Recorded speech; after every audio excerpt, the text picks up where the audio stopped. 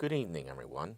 My name is John Samuels, and this is the occasional ARSC New York chapter meeting. And we have the pleasure of part two with Seth Winter of Seth B. Winter Sound Studios. Seth is a recent retiree from the New York Public Library, and that was the impetus behind the original talk. But we've expanded it into a three-part series because what Seth said is of such interest that we can cover many, many things. Okay. And let me Thank you. please introduce Seth B. Winter. Seth, welcome. Thank you, John. Thank you. Thank you for coming out here to do this program again. And I think we're going to have a nice adventure for the next two meetings. I think we should. So please explain to me, for those, assume that at least some of our viewers will not have seen part one. And so if you would very briefly describe who you are and what you do professionally and why we're here. Well, part of it is I'm in a sense of a unique engineer in the sense that I work on both sides of the glass, as they used to say. One as a remastering engineer, but also as an archival engineer, which is what I did at the New York Public Library from 1987 until last year. So in that period of being in this business, which actually started nearly 40 years ago with certain reissues on LP, I've essentially been in the forefront of dealing with a lot of the preservation and restoration tools and products that have come out digitally and also in the analog domain concerning restoring discs and tapes. So that's primarily what I do. I don't like to brag. I got 3 Grammy nominations and 1 honorable mention. Very impressive. From NARIS. One of them was the first one, which was a Grammy nomination, was for the early Ellington issue that I had done with Stephen Lasker. We'll get to that in a little bit. I have examples out of it. And then there were 2 that I had done with the New York Philharmonic, that in fact you and I were involved with. That we both were the remastering engineers for their first historic broadcast box that they put out, which is now 24 years ago, 1997. Long time. Yeah, we're giving our ages away now. Yeah, you should hide that a little better, I think. Yeah, I don't. It's impossible unless we both get hairstylists in and coloring. You know. I'm afraid so. So Yeah. let's talk about what we're going to talk about tonight. What are you going to be presenting to us this evening? Well, essentially, I'm going to give a walkthrough tour, audio-wise, of certain artifacts and certain recordings I have in my collection that I've acquired. There's one wonderful thing about being an audio engineer, is that you get calls from people all over the place saying, "My aunt just died. What do I do with this material?" And then I would listen, and if it's something I'm interested in, I say, I'm available, meaning you could ship it to me. I'm always available. And as a result, you'll see certain collections that I wound up with, which was the result of things that had come from various producers, engineers, and private individuals who, as they were aging, didn't know what to do with their collections. And they knew by sending it to me that it would have a good home. But not only that, I can do conservation on it to make sure that it will be around for as long as possible. I do want to talk about that, but I also want to talk about, before we get to that, because I think it would be better to talk about that when you can actually show us. I'd like you to demonstrate some of the things in the studio that we didn't touch on last time. So what are some of the things you have in the studio that might be of interest to people, like before and afters, or and please explain what I mean by that. Okay. Like any of the pieces of equipment or devices or approaches. I mean, one of the things I want to ask you, and maybe we should ask that first before we get into that.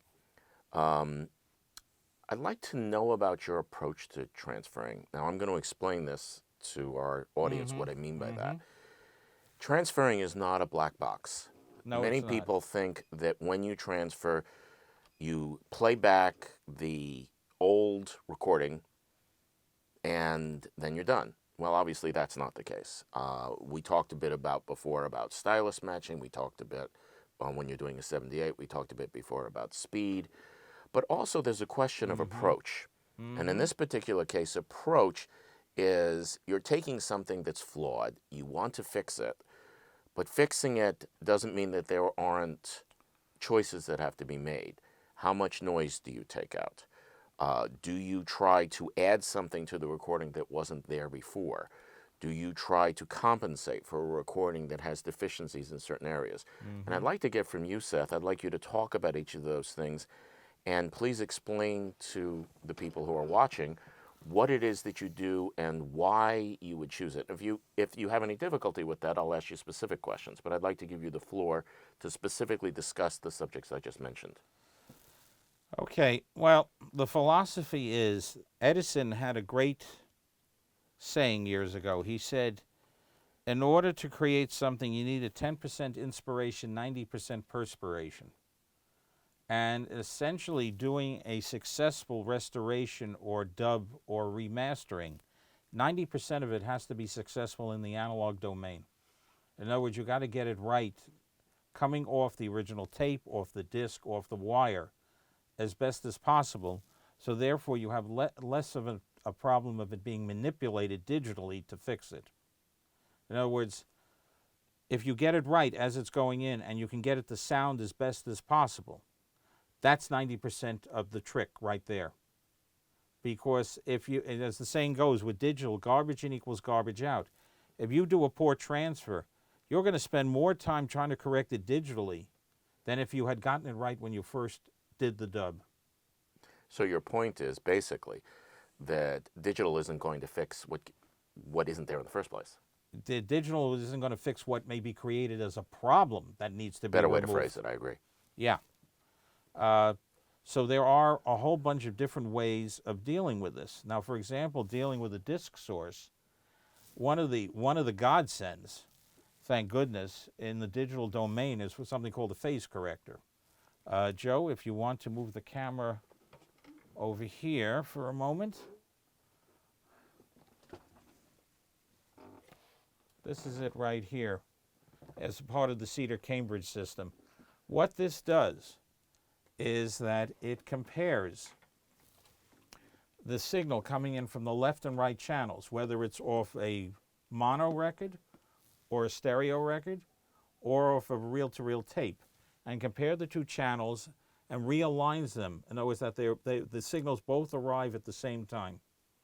And it will fix a certain amount of azimuth problems and also difference in time between left and right channels on analog recordings, lateral recordings. Okay. I'm going to ask you a question because you Yeah. mentioned something that I don't think everyone will understand. Right.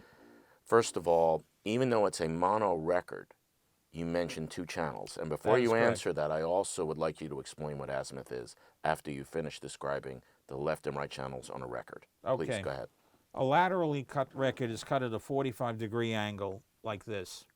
On each groove wall is the same modulation that is etched laterally when the cutting stylus goes through. If you have a vertical cut disc like a Pathé or an Edison or cylinders, it's not 45, it could be 60 degrees, but instead of the modulation going laterally, it goes up and down. It's cut in a vertical manner. So you have to use different size styli in order to pick up the modulation on the groove wall, the groove going down the bottom in the trough. But you also have to get a proper fit so that you get the least amount of noise from the two groove walls that the stylus is playing. So the two groove walls actually have the same information, but different amounts of noise. Is that correct? Yes, in lateral. Vertical, there's nothing there. It's just trying to get a stylus to get down in there so that you can get the vertical modulation. But in lateral, you do have different noises on either groove wall.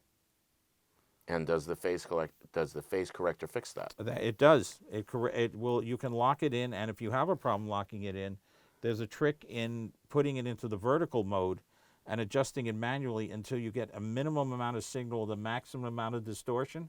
Then when you flip it back to the lateral mode, in other words, to play it, lateral sum, you get the best possible signal. So what you're literally doing is finding the worst spot and getting rid of it.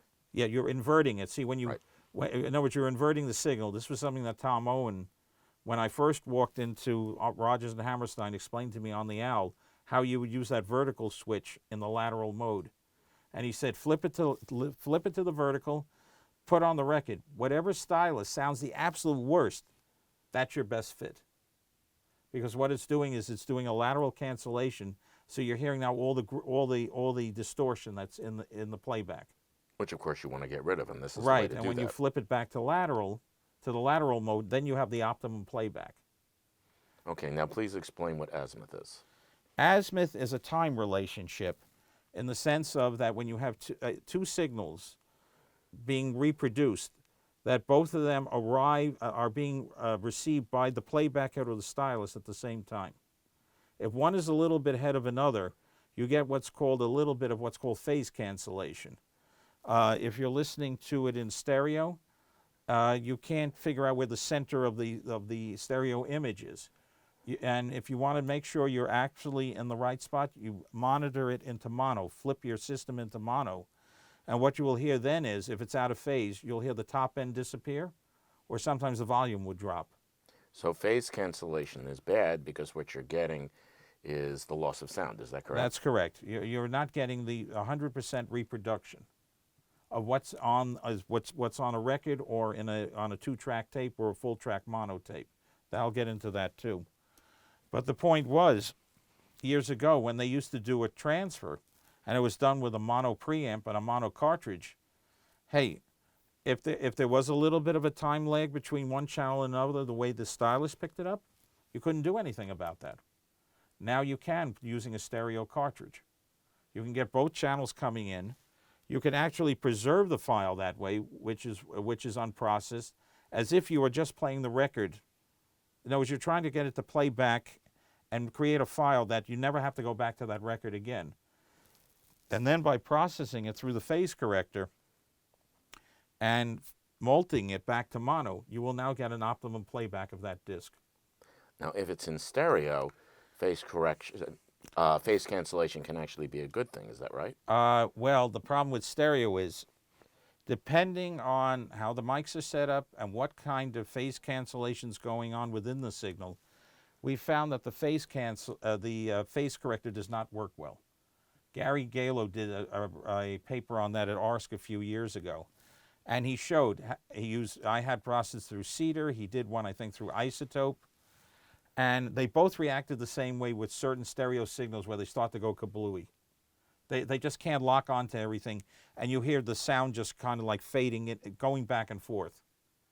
So bottom line, this comes back to something you said before. Right. You really have to know what you're working with and how to reproduce it. What and it isn't a one size fits all. That is correct. See, the phase corrector is wonderful when something's in mono, and you have something that's 2-track that needs to be combined. The phase corrector, if you can possibly play with it a little bit, but you can't let it do an automatic run on a stereo signal. You have to listen to it and then judge it. I would say listen to it in mono.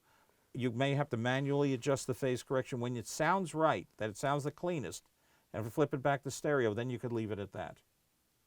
In other words, the phase correction could be used to readjust for possible phase problems between the left and right channels on the record, to correct that. But to correct actual, the signal, the stereo signal with all the phase cancellations and reverb and resonances that bounce between the two channels, it's not effective. In fact, it may be detrimental. Now, obviously, the most important thing, as you said, is to get the analog right. But let's assume you've gotten it right. You've Correct. taken all this time. You've done the stylus matches. You've done the speed checks. You've done the centering. You've done everything you need to do. And assuming you're not too exhausted, now you have to put it into your computer. Correct. You've done the phase canceling. So where do you go from here, and what approach do you take in terms of what you try to fix and what you leave alone? Okay. There's a certain chain of command in the restoration as I'm doing the transfer. The first thing that the stereo signal will go through is the phase corrector. In other words, lining the two channels together, and it has on it what's called a summing device, such that then I can align both channels and I get a true mono signal coming out that is the clearest and cleanest possible, because of the fact that the two channels now have been properly aligned to be summed back together as a true mono signal. Notice, so this way you get rid of all the groove wall noise. and any sort of lateral compliance that's going on. What will happen is then the next chain of command I will do is I have a number of different modules in here that I set up that Cedar has called declickle. And what you do then is you run it in a certain order where you can set it for coarse, medium, or fine. Coarse has to deal with things that where you have a lot of digs in something, very bad clicks and pops.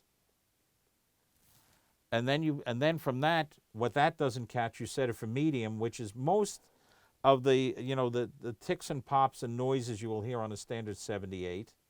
And then what that doesn't catch, I set it to another one called fine. So that's picking up some of these smaller order ticks and pops. Then they came up with something else called decrackle, which is this one over here. Now that's the final one that I would run it through. And that usually gets most of the little grit that the other three will not catch.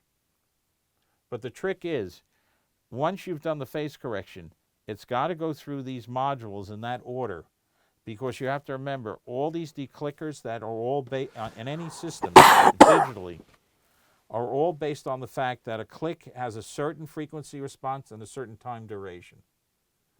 Now, if you do any filtering before you do that, a lot of the clicks will not come out because you've now taken off the upper end frequency peaks of it. And the algorithms will not be able to look at it and say that's a click. It's going to say it's music. And you're going to be left with a lot of noises that you're going to have to remove manually. So it's always in order: phase correction, then you do what is called the transient noise reduction, the clicks, pops, and crackle.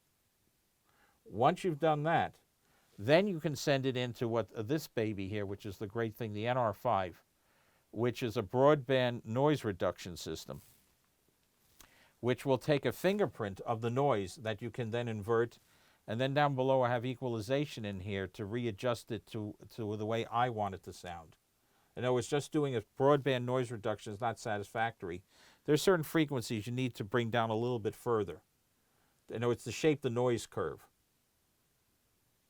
Now, once you've processed all that, you then, as it's going in, you then send it digitally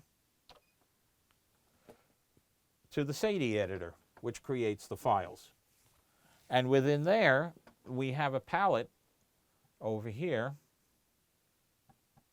down below, if you can see the arrow, where I can add in all sorts of different EQ, low end, high pass, low pass, parametrics to reshape the sound. But it sounds, from the way you describe... And we're still not done yet. Oh, I'm sorry. My apologies. Yeah, and in other words, as it's loading, I can load in a whole bunch of EQ and shape it as I'm listening, as I'm loading in the files. For example, to get rid of low-end clatter noise, creating a high pass, to get rid of the rumble, getting rid of hum with very, very tight notches. Coming up, trying to get rid of some of the spurious resonances that are on recordings that can happen anywhere from like 400 hertz up to 3200 hertz, where something sounds a little peaky, a little edgy, a little hollow. You can figure out what the frequency is and readjust that. There is also something else that can be done here. Within the system, you have two what I call offline. Let me do it here. There it is. I always run a couple of passes of Cedar decrackle in non-real time after I've loaded it in before I do any further work.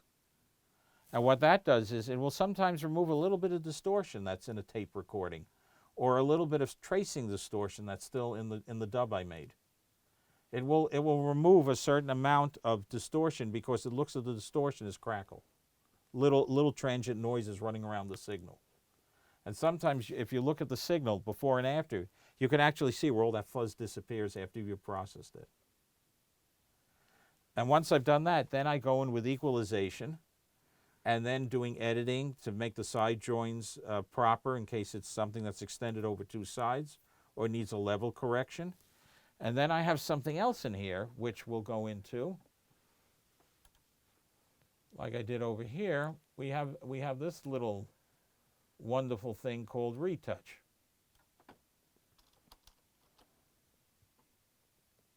Okay. There we go. Now what Retouch does, it gives me a visual picture of the audio I just put in. And this was developed for the film industry originally, when they were trying to repair old films with the emulsion problems, where they would cut and paste from somewhere, an adjacent area to fill in where the emulsion had pulled, where you see a white spot on a film. So this essentially does the same thing. I want to interrupt you 1 second. Sure. Because I'd like you to tell us what exactly you see there. Because to me, it's just a bunch of dots and very pretty, but I don't know how to read that. Tell me how to read that. What does it tell you? Okay. What it's showing you is the frequency versus time. Now, anything going horizontally is music. Anything going vertically is noise. So, let me just go back here and you'll see.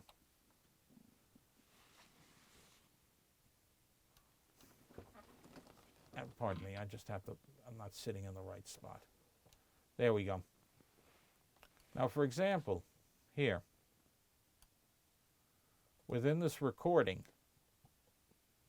there is some sort of noise in the upper end that can be removed. And even here, I'm circling it here, there's some sort of noise up at 15,000, which most people won't hear, is some sort of noise possibly from the heterodyne in the tuner when this was taken off the air. But these things can be easily removed by either doing one of two things. You either gate it, where it takes it from either end and combines it, like that. Or, let me undo it, we have another feature which is really terrific, which is called cut and paste. I can now take it from an adjacent area and remove it. And I'll show you something else too. Now, let's say I don't have an adjacent area over here to remove. No, it's left to right isn't good enough. I can now go to any frequency I want and whoops, come here you.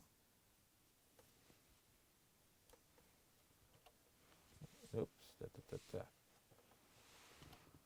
Ah, yes, right.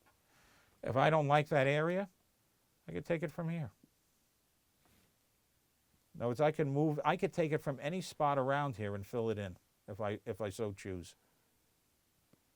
As opposed to when it's locked in with the frequency where I can only go laterally across.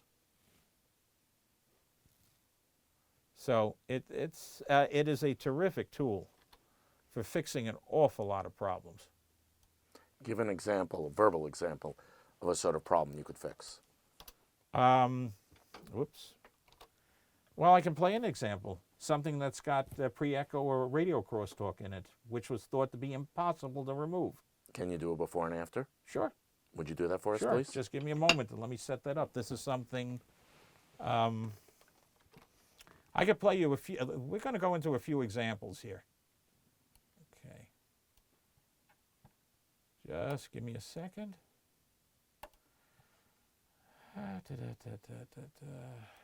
There we go. All righty.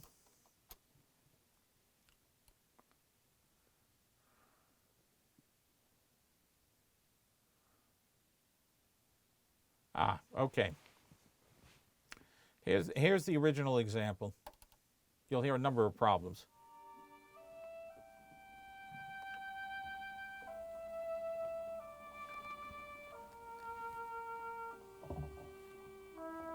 That's one.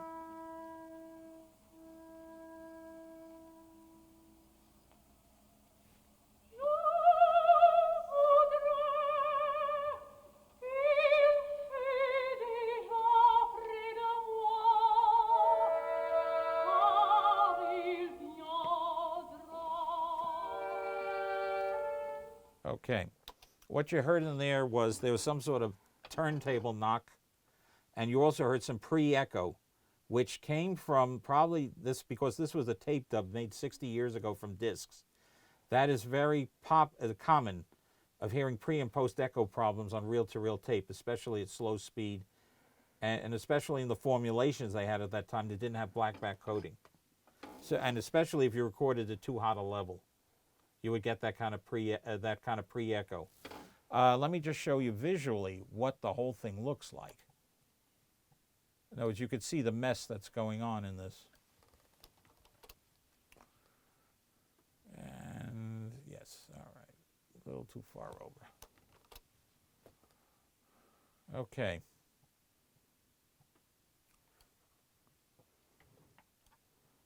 Let me just bring it down. All right, so, okay, I'll play it. Now, you can actually see what is going on here. I'll play up to the problem. And you'll see and hear it now.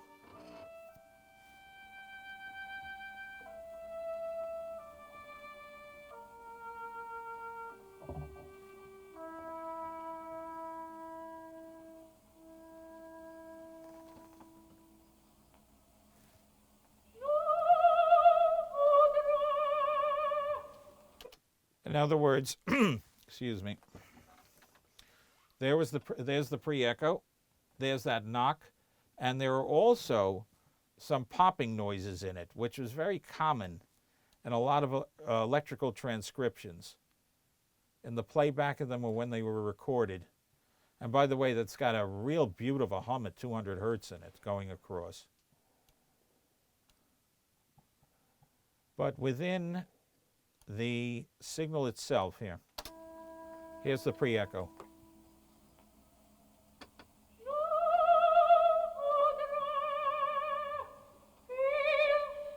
See, there's a little pop in there. What I was able to do, after playing around with it for about 30 minutes, this is what I came up with.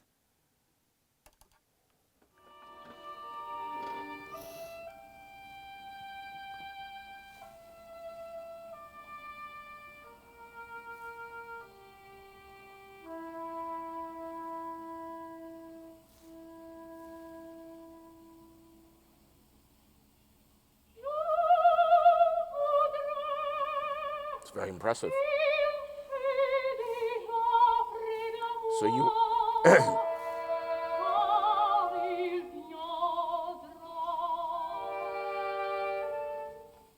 Now, as I went in there, removed that clunk, the pre-echo, and then the popping noises on the voice. and I didn't hear any diminution of the sound when you did that.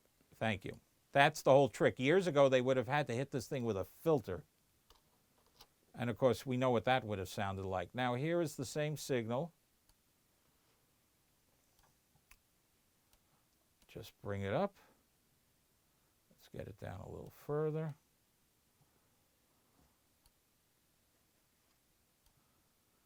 But here, I'll play it again.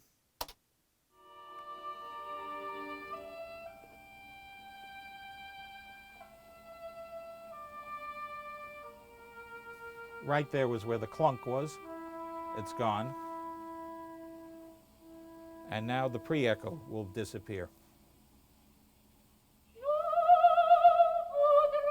And no popping in the voice anymore.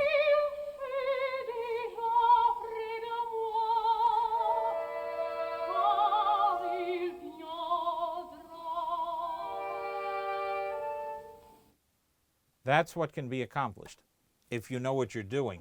I've had this for over 12 years, so it was a lot of experimentation, talking to them at Cedar and Sadie, and they came up with certain advances in fact, this is not the latest. Eventually, I'm going to get the newer one, which apparently is even more powerful. But that's what can be accomplished in taking something that was literally a mess and making that issuable now for a master if you wanted to, the way it is. As I said, very impressive. But Thank you. I want to ask you something. Yeah. You have all these wonderful tools. You have the very, very different parts of Cedar, and you have your Sadie editor.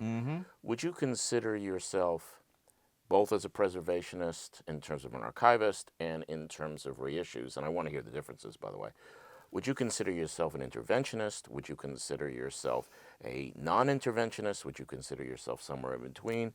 And please explain your approach by how you do this. In other words, if you face with a problem, what is your major focus? Is it trying to preserve the sound? Is it trying to get rid of as much noise as possible? As What's much what's your approach to this? is to try to come up with a transfer that is as realistic to the original, removing a certain amount of noise to the point that it doesn't sound like it's been filtered or that you've lost the room tone or integrity of the actual original audio signal.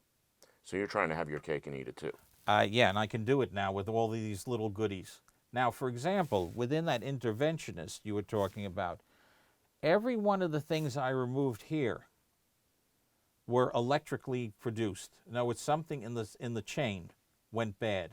That knock, the pre-echo, the popping noise. Now, I've had to make decisions when reissuing or issuing live material for the first time.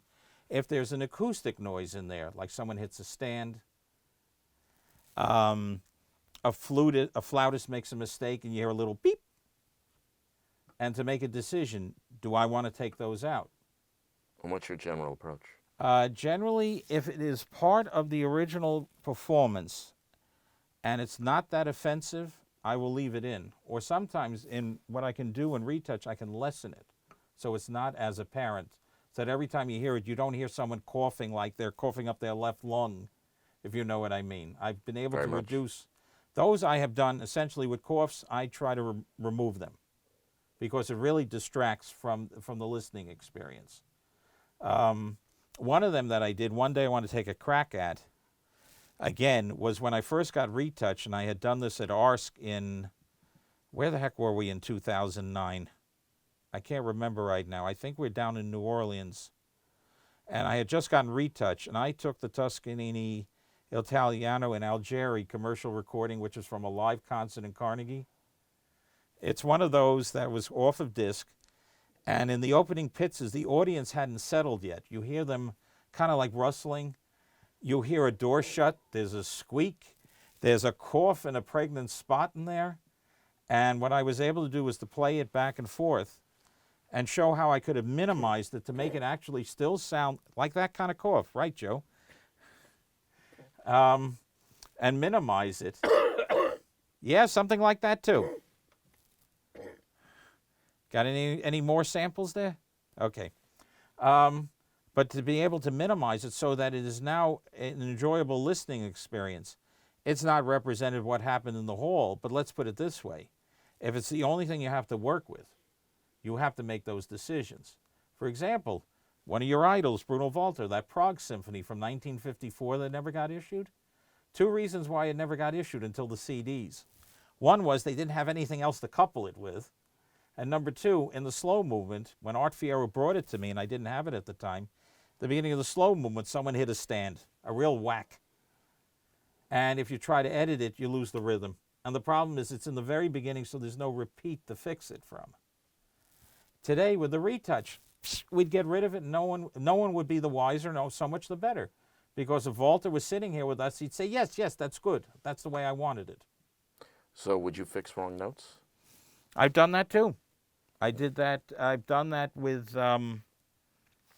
certain things that never happened. Tried to correct them because of the fact that it is much more of a pleasurable listening experience than hearing that same cockamamie wrong note every time you play the recording. I would try to. All I know is that in certain Toscanini recordings or broadcasts, if they had the rehearsals to fix problems, he would have insisted. So where do you draw the line? When do you say, no, I will not do that? Or do you ever draw that line? I always kind of look at and putter with it a little bit. So it's case by case. It's case by case. For example, I did it very successfully. I removed the cough in the 1939 Eroica between the first 2 chords. You'd never know there would have been a cough there. But as Gary Thalheimer said, that's like destroying the flag of the United States. Everybody knows that Toscanini recording has the cough in between the first 2 notes.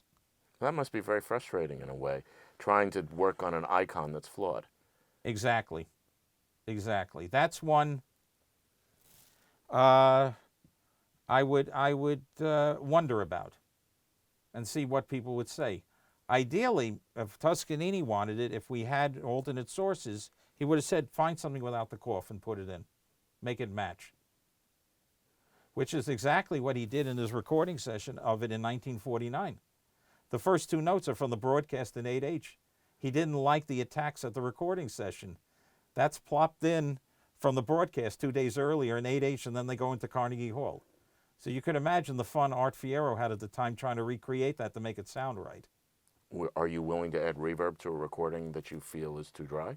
Or is that I've done going it. too far? I've done it occasionally, very tastefully. I don't like adding reverb unless the producer or the artist is insistent, or unless it is so dry that it really needs something to give it a little space. Would you do that with a live recording? No, I don't think I would, because you have another problem too with a live recording. You add in any amount of reverb and there's any sort of transient in there, like a cough, it's going to start tailing off with the music. You would have to remove every one of those noises before you'd hit it with reverb. That's your problem. Okay, now let's talk about a different perspective. Yeah. Very noisy disc, really noisy. And sound is pretty good though. And you get to the point where or maybe this doesn't happen, you tell me. You get to the point where if I remove all the noises, it's going to affect the sound, but the noise is distracting. How do you decide? Where do you go? Generally, there's no question about concerning noises and scratches. I worked on something, a lacquer, what was her name? Cecile Genhardt, which came from Eastman, Rochester. It was a lacquer disc cut of her doing the Piston Concertino with Hansen in 1939. Well, this disc had been played. I mean, played to death. That literally one of the pickups changed the geometry of the grooves. And I had scratching noises and bumps and ticks and pops. And it took me like 4 passes, first going after the higher order noises and a lot of the thumps, then going in and getting the lower order noises. I must have spent 20 hours on this 18-minute piece. But going in and correcting everything, and then doing level corrections because they kept riding the gain on top of it. But it all depends how far you want to go with it. Now, do you ever worry because someone will say you went too far or you didn't go far enough? Does that happen to you? Generally, I like to do something that if the listener doesn't notice it and it sounds acceptable to them, then I've done my job. Early on, I would have said yes. With the early mono declicker and all that, I could only do so much, but we could only do so much 30 years ago. It was amazing that we could remove a lot of that junk originally when Cedar came out with that mono declicker that I bought 30 years ago that only did one channel at a time. If you had a stereo LP, you had to run it in one way and then run it back in to get the other channel. But it was great when I was doing, all historic material. So in your opinion, the tools are much better today? Much better. And the other thing is, too, the converters are much better.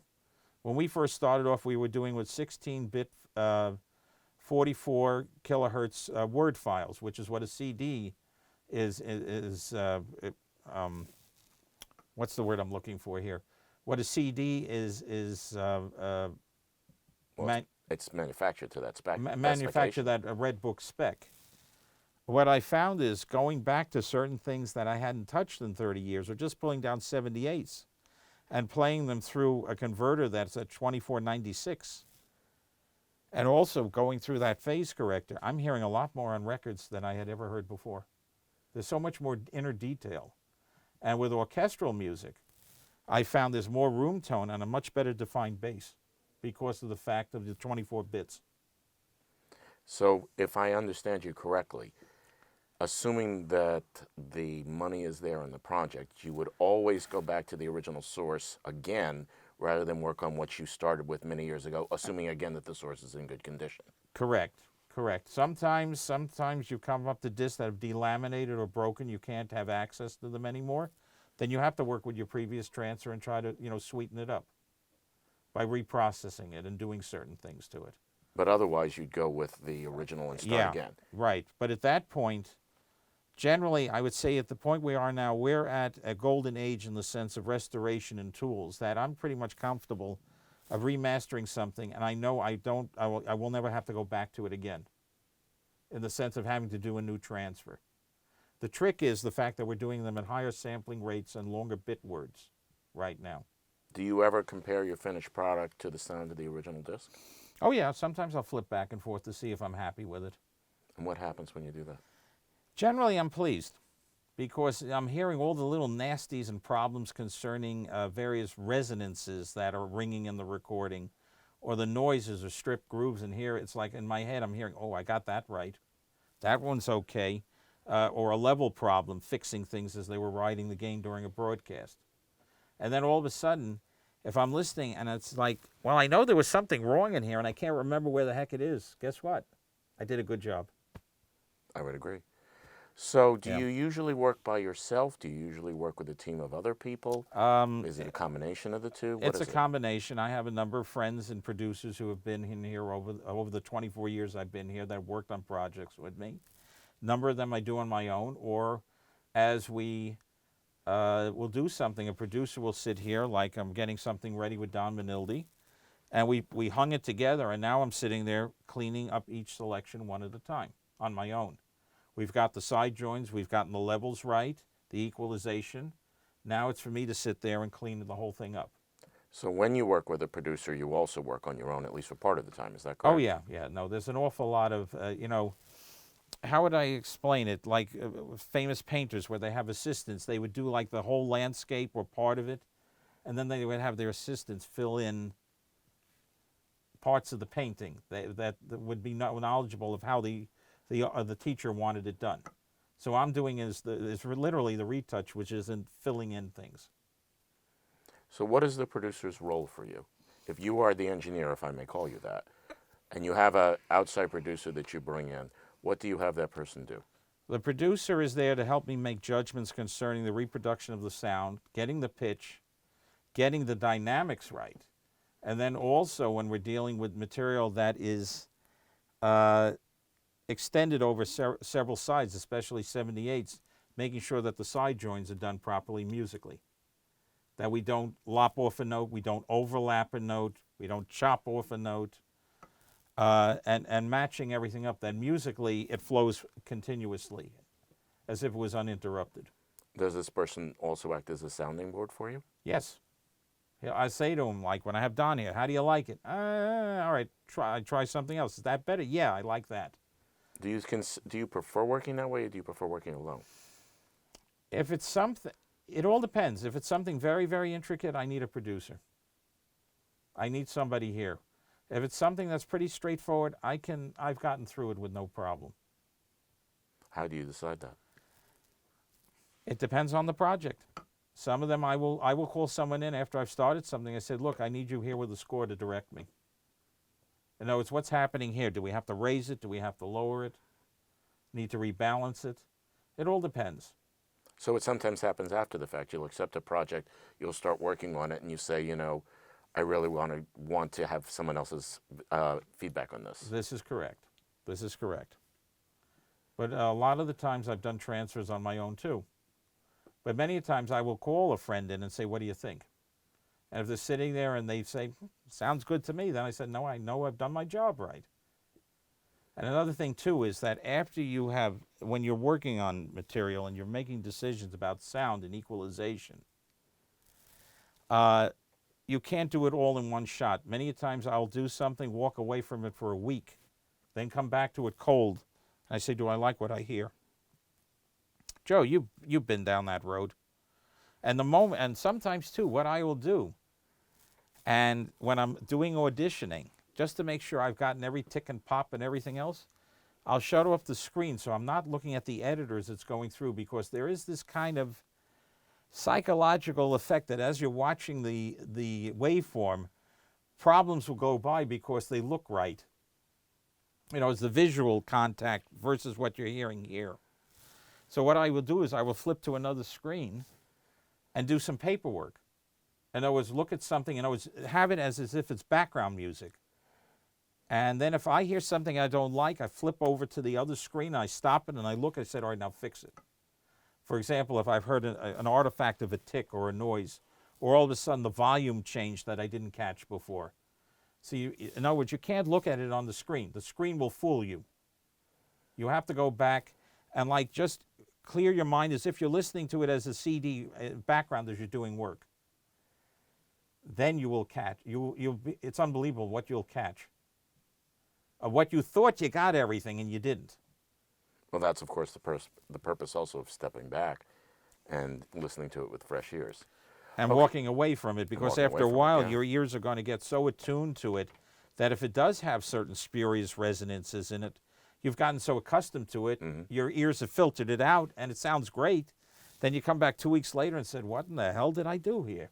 You know, Well, that raises another question I wanted to ask you. Joe, you've been down that road. You've had it too. How many hours can you work before you say, I can't work now because my judgment is off? Or does that not happen? Oh, it happens. I get fatigue after a certain point. I think I can, with a break or a couple of breaks, I can work maybe 8 to 10 hours. And then at that point, it's like shut down. It's enough.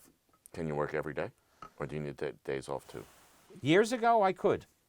Not at my age anymore. Sometimes I pull one of those all-nighters. The next day, I won't even look at it until maybe the day after. Just energy levels. And then also how my ears are reacting to everything.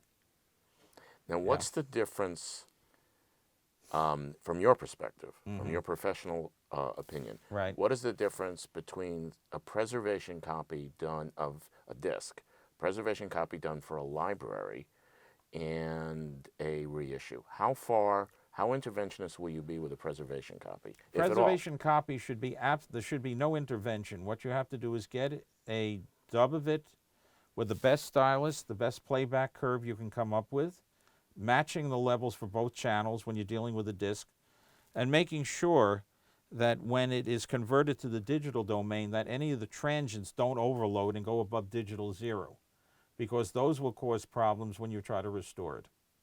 Do you record it in 2-channel or 1-channel? 2-channel.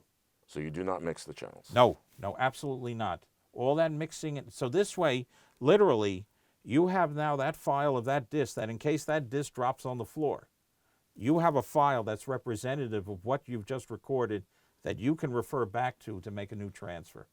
Okay. Let me give you a counter argument for a moment. Okay. Let's assume somebody comes in and they want to listen to that copy, and they say, oh, this sounds awful. I can't listen to this. That's why you make a service copy. What's a service copy? A service copy is one that you sum it to mono, you do a certain amount of declick and decrackling on it, and maybe a little low-end filtering to get rid of some of the rumble, and that you can listen to that. And that's what I just did with the Thomas Dewey collection that's up at Rochester, which is a 4-year project, where I made preservation copies. I then made a sum to mono phase-corrected one, so they could actually listen to the file unprocessed but in mono. Nobody wants to listen to it in stereo with that lateral noise going back and forth.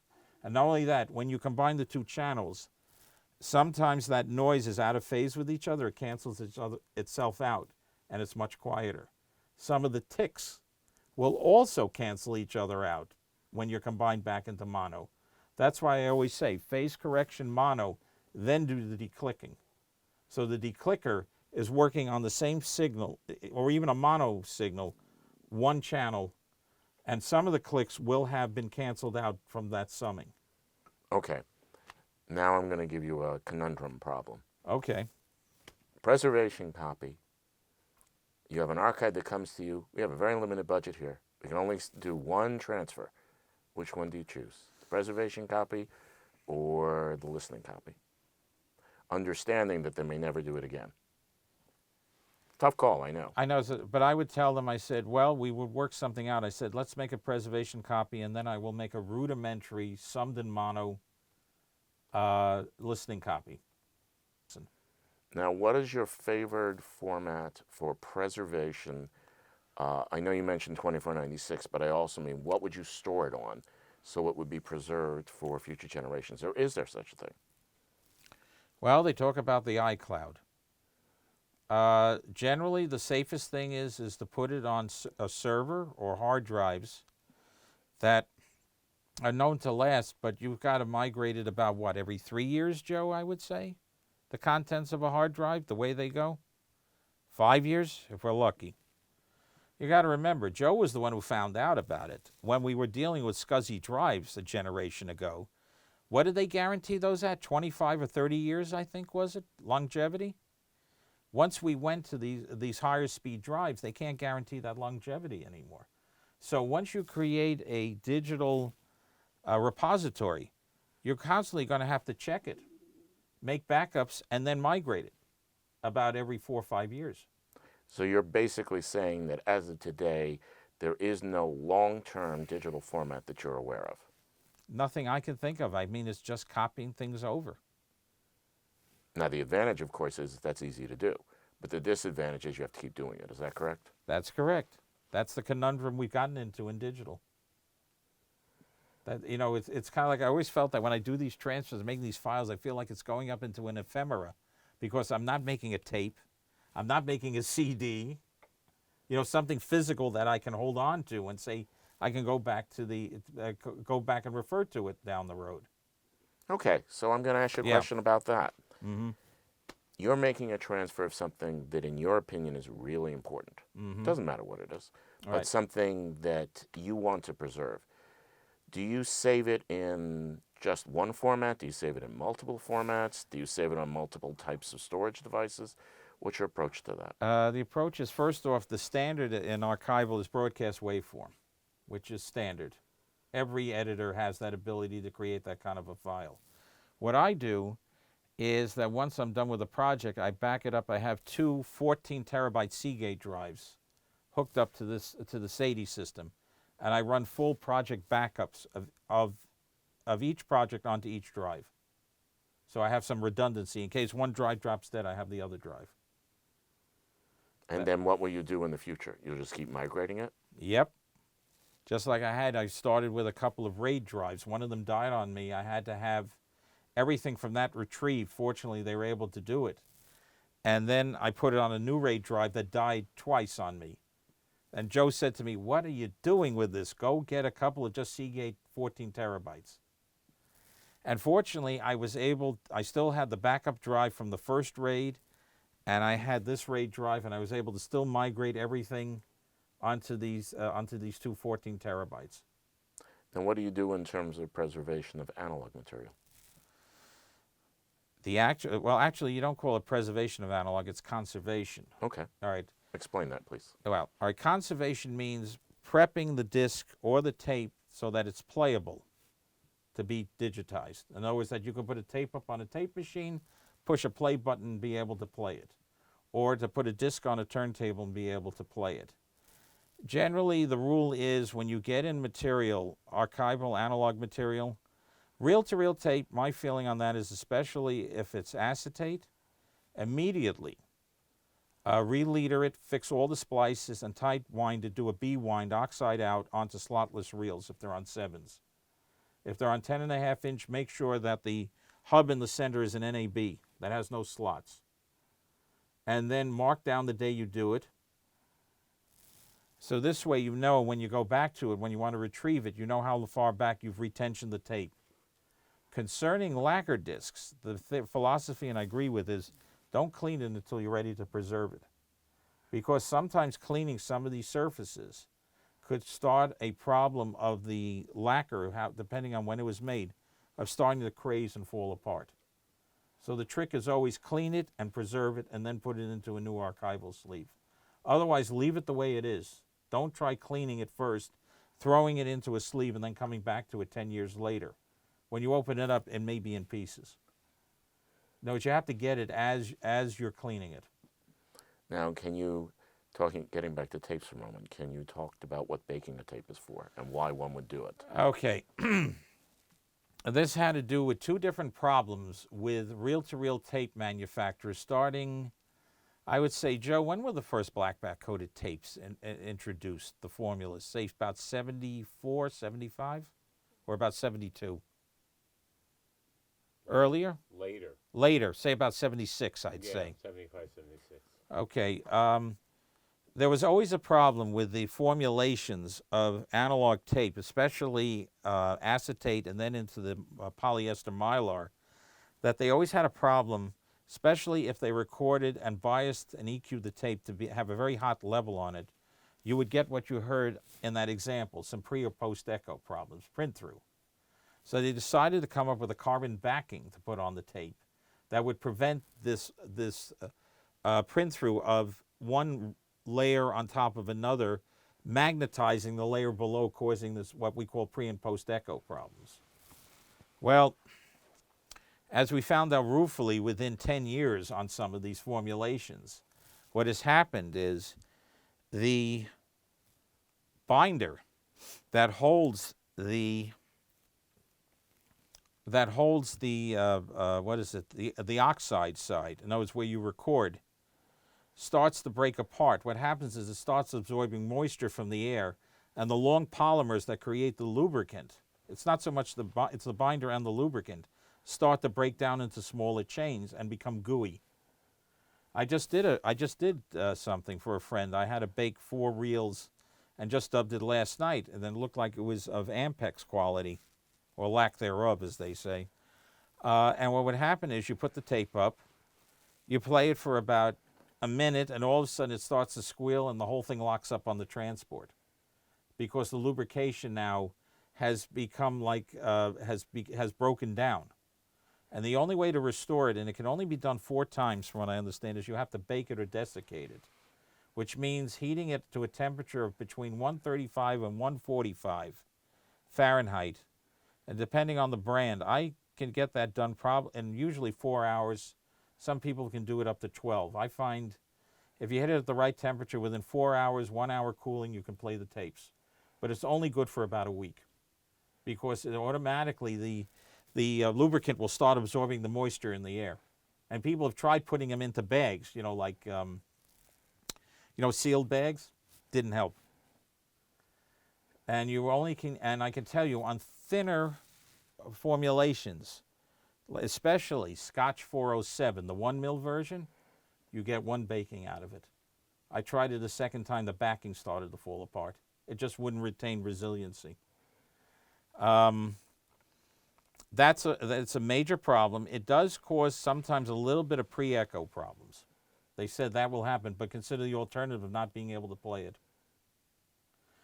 This happened in that time period. Unfortunately, most of the problem was from Ampex. They came up with what was called 456 Grandmaster, which was a hot tape that was used for mastering.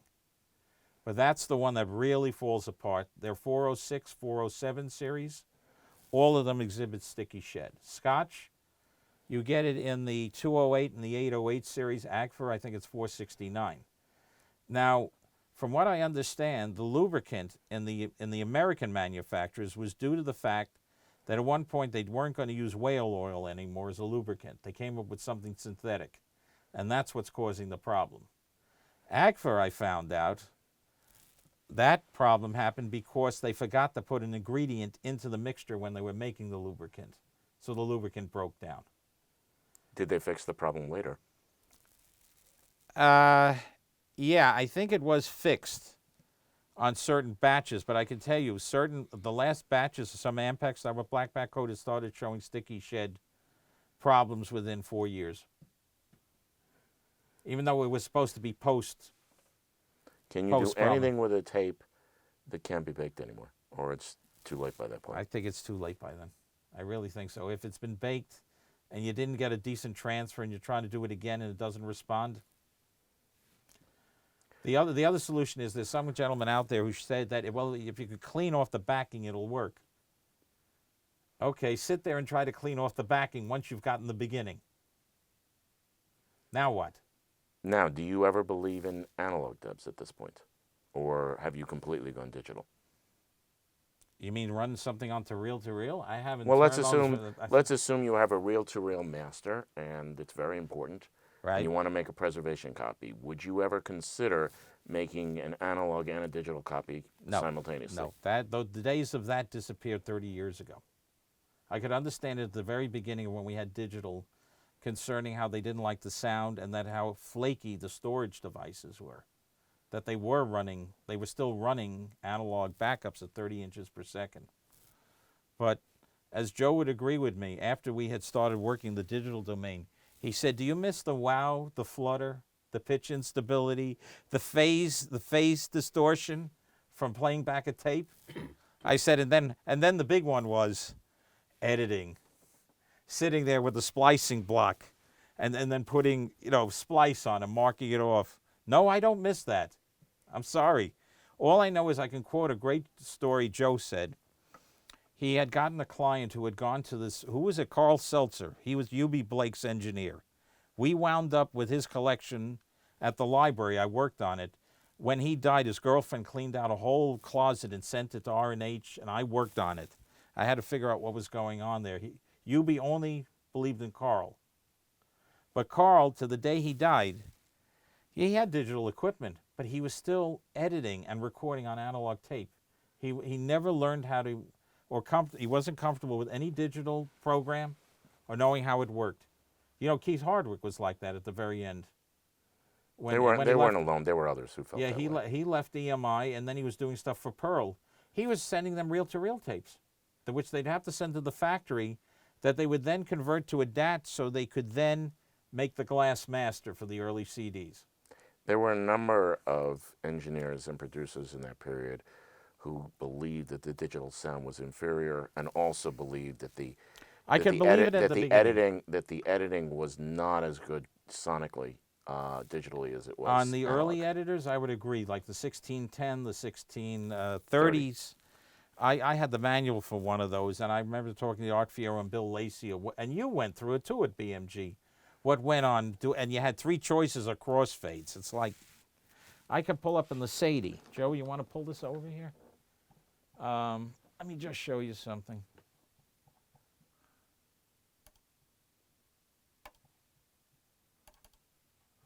Okay, within this clip, look at the different combinations of crossfades I can do. I think there's something like 30 different crossfades here that can be done now in real time. I cut it, go in there, go, I want that one. Immediately. At that time, what did it take? You put it in, you waited 20 minutes for something to churn out? God, it was like waiting for butter to be made in a churn. The 1610 was very problematic with the with what was it? The 1100 editor, I think, was very problematic. Yes, oh, I remember brother, that. Please. Yes. So, what was I going to say?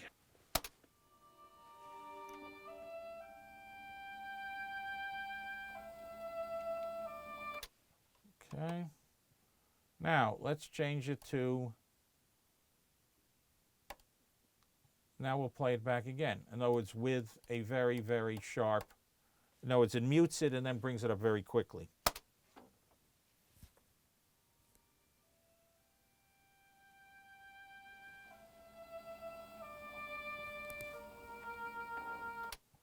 All right. Now, let's go the other way. And then we get this.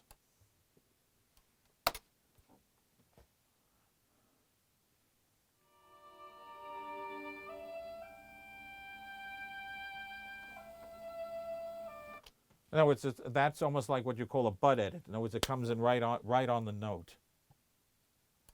And then you have, well, let's see what we got here. Oh, let's do a cosine. See, that smooths it out a little bit. Let me find something a little more drastic.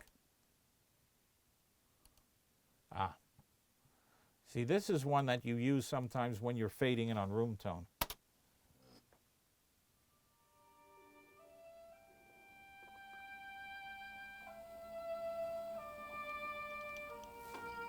See, the advantage of these different crossfades is that when you're sometimes editing 78s, and they do these cockamamie side stops, where they have a note that's really hanging over, and you try to start the next side and you have to overlap it, but the previous side has too loud a section. By hitting it with that kind of a crossfade, you can kind of duck it down and bring in the next side so that you can kind of recreate something that should have been in the proper continuity of when it's put together, as opposed to the mistake that was done of the way they stopped at the session. See, now, all of these crossfades and all that 30 years ago? And did you see how fast I could implement them? Mm-hmm. How long did it take then, John, for the 3 that were on there in the old Sony editors? It took a while. Right. Especially in the one that was only 8-bit. Oy vey is mere 8-bit. Oy, But jeez. that's for a different time and a different discussion. Right. So, bottom line is, if I may put words in your mouth, Yeah. you're something of an artist, because what you're Yeah. doing is you are making constant musical and sonic judgments to get the best results you can, rather than just simply be about black box where you play it through and it's fine. It cannot be. It's, you know, that's what they thought early on when Sonic Solutions first came out. What was it, back in the early 80s? I think it was mid '80s, but Mid 80s. You remember those Philips ones with the no noise on them? They used to make a joke. It said it had no sound on it. They put out an Eroic here, I think, with Monto and the Concertgebouw, which is one of his last records from like '63. And in the pauses, it went into digital black. That's how much noise reduction they hit it with. That's when you're going overboard. Nothing is a black box. Even quote unquote those settings in Cedar are something that I predetermined and listen to, and I have to listen constantly depending on what I'm working with. Whether I want those settings or I don't want to use certain settings. so you have set settings, but you adjust them depending on your source material. Exactly. Exactly. Now, as I said, there's one wonderful thing about doing all this work. Everything is an adventure. You never know what you're going to hit with whatever you're doing, and I love doing that. There's that fresh look of doing all this material, and it's wonderful. Now, here's something I have to play you. This is one that I'm going to be using in the workshop, and I want to see if anybody else can fix it. This is a tape of a cantor singing off of a 3 3/4 IPS tape done in 1967. And what has happened is either the connection in the microphone or the connection into the input into the preamp went kablooey. And this is what I had to deal with.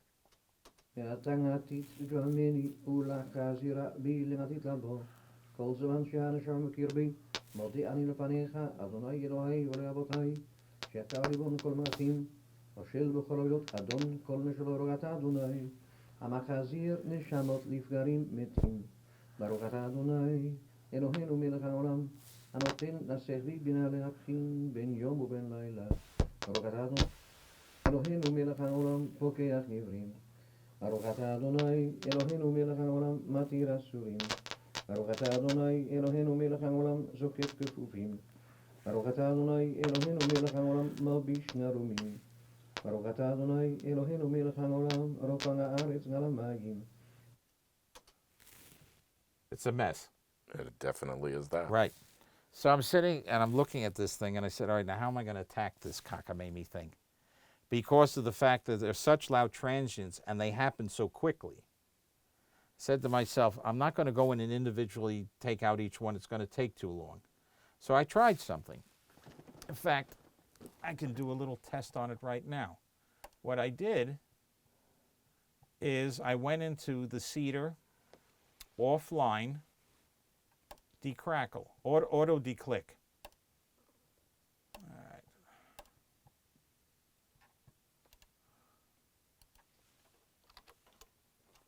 All right. And then did the following.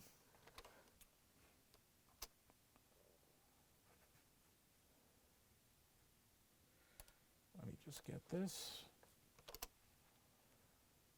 And this does an offline declick to it.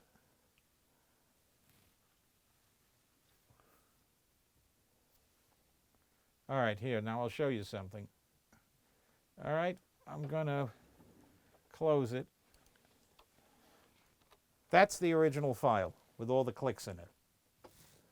After it's been declicked,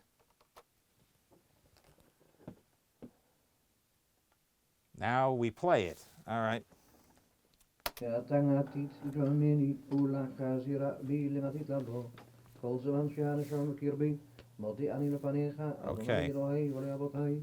שאתה ריבון כל מעשים, מושל בכל היות אדון כל משלו רוגת אדוני המחזיר נשמות לפגרים מתים ברוך אתה אדוני אלוהינו מלך העולם הנותן לשכלי בינה להבחין בין יום ובין לילה ברוך אתה אדוני אלוהינו מלך העולם פוקח עברים Baruch atah Adonai, Eloheinu melech haolam, matir asurim.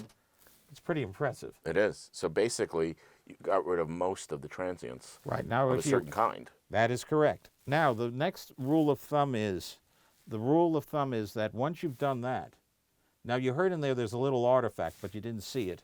I would go in there and would retouch fix it. What I then would go do is that whatever you see in the EDL, those transients, you then attack with the offline declicker. I'll show you how that works. In other words, if you could see it in the EDL, that means it's too big for retouch to deal with.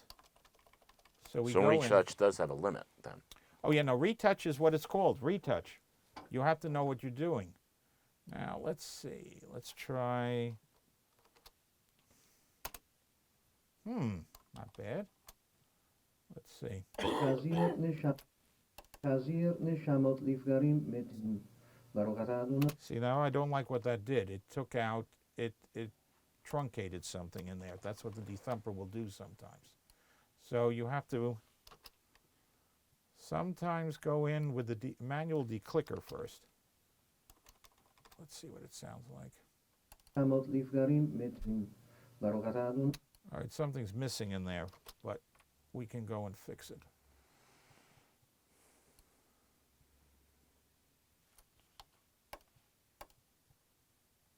Metim. Right, now there's a thump in there. Let's get the thump out. Can everyone see where the thump is? There it is. And here we just do a cut and paste. Move it over like so. And of course, do it again. Metim. See, but the problem is that note, what he's singing there is kind of missing. Metim. But we can, you can only do so much if the signal isn't there. Metim.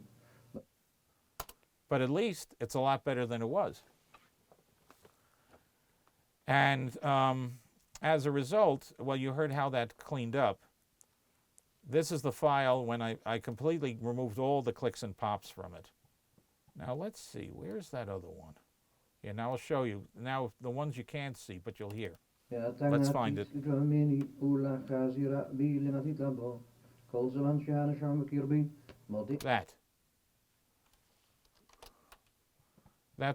There it is. There's the little artifact that's left. So all you do is remove it. So there's a certain procedure you need to do. First is get rid of the most of the higher order noises that this thing has. Then you go in and manually remove whatever you see in the EDL, and then listen to it and find the little noises or artifacts, and you remove that in retouch. See, now I'll show you something of why, what will happen in retouch if you try to remove something this big in retouch. What happens is, see, there's one of the noises. It's part of the signal. So trying to remove that, you're going to affect the signal. You're better off doing it on offline in the manual declick. It will replace it a lot better. Now, do you have multiple different kinds of manual declick, or is there just one? One. There's one declick and there's one dethump. Sometimes I'll use the dethump when the declick doesn't work right. It will also effectively remove a click or a thump. It's also great in removing dropouts, analog dropouts. It will fill it in, and then I go into retouch and fill it in again. And I've gotten rid of very bad dropouts in recordings. Little tricks. I sat there and played with this thing. Do you ever get to the point where you say, I can't get it to the way I want it, but I can't do anymore? I've done that. And I'll put a disclaimer in. But essentially, there's also something else going on in this recording. Let me just show you. Within this little darling, too,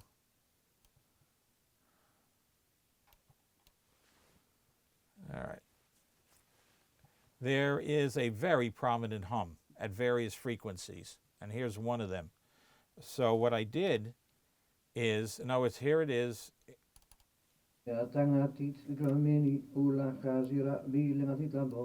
כל זמן שהנשמה Okay, you hear that hum? That's it after it's been declicked. So of course what I do is, this retouch is great. I can pull up all the frequencies and look and see where the hum is.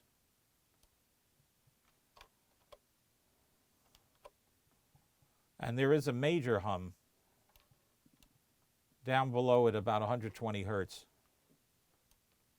That's this line running across. Plus there were harmonics above. So what did I do? I came up with an equalization curve, essentially notch filters at various harmonics of 60 hertz and above. and I've removed the hum. Very impressive. Without killing it. Well, Seth, this has been an absolutely fascinating evening, and I've enjoyed very much talking with you and hearing your viewpoints and your expertise on all this. I want to say to all our viewers out there that there will be a part 3. But wait, there's more. Exactly. We will go with Maestro Winner and see his collection and see some of the other toys that he has and see how he uses them. So please come back for more. My name is John Samuels, and I want to thank our video producer, Joseph Patrich, and hope to see you shortly. Thanks again. Thank you. See you in part 3.